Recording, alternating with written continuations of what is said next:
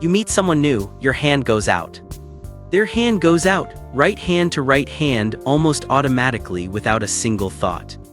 It's one of the most universal gestures in human interaction. But have you ever stopped to ask why it's always the right hand? Why not the left? Why not both? It feels so natural that most people assume it's just instinct. But here's the thing, the handshake has a surprisingly practical and honestly a little bit violent origin story. And once you hear it, trust me, you'll never shake hands the same way again. If you think you know the handshake, you're wrong. Stick around because by the end of this video, you will never shake someone's hand the same way again. This is the surprising history behind one of the most common things we do. Welcome to Story Behind the Things.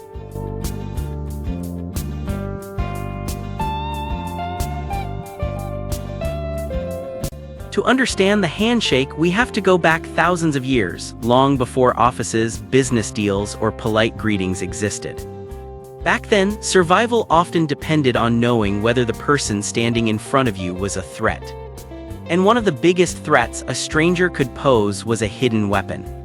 Most humans throughout history have been right-handed. Roughly 85 to 90% of the population, even today. That meant if someone was carrying a knife, a dagger, or any kind of weapon, it was almost always held in the right hand. So when two strangers met, extending the right hand and gripping the other person's right hand served a very specific purpose. It proved neither person was holding a weapon. It was a way of saying, look, my hand is empty, I'm not here to hurt you. The grip itself mattered too. A firm hold meant both hands were occupied and neither person could quickly draw a blade.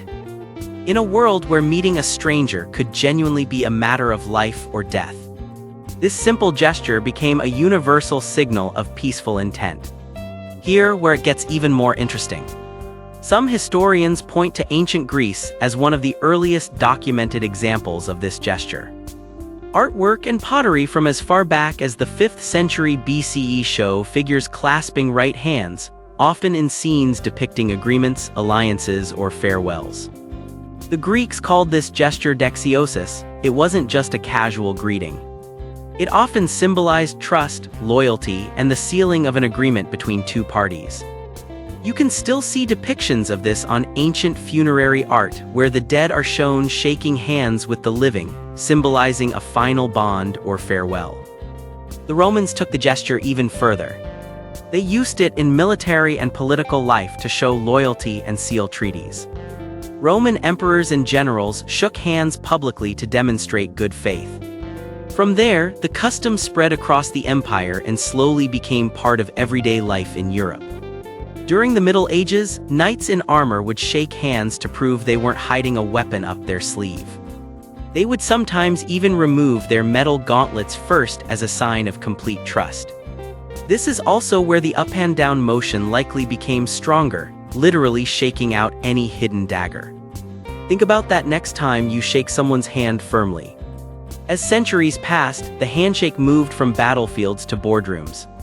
In the Renaissance and later during the rise of trade, merchants began using it to close deals. By the 18th and 19th centuries, etiquette books were teaching the proper way to shake hands. The Industrial Revolution helped spread it globally through business and diplomacy. Today, it's everywhere, from job interviews to first dates, from sports victories to political meetings. But the handshake isn't the same in every culture, and that creates even more curiosity. In many Western countries, a strong, firm handshake shows confidence. In some Asian cultures, it's gentler and often combined with a slight bow. In parts of the Middle East and Africa, the handshake can last longer and include additional gestures to show respect. During the COVID pandemic, the world suddenly realized how much we missed this simple touch when we replaced it with elbow bumps and waves. And as soon as restrictions lifted, people went right back to handshakes. That shows how deeply this habit is wired into us. Science has also studied the handshake deeply. Researchers found that a good handshake can influence first impressions in less than 3 seconds. It releases oxytocin, the trust hormone, and helps people feel connected.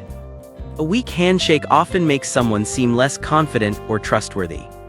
In many business schools today, students actually practice handshake techniques because it matters that much in real life.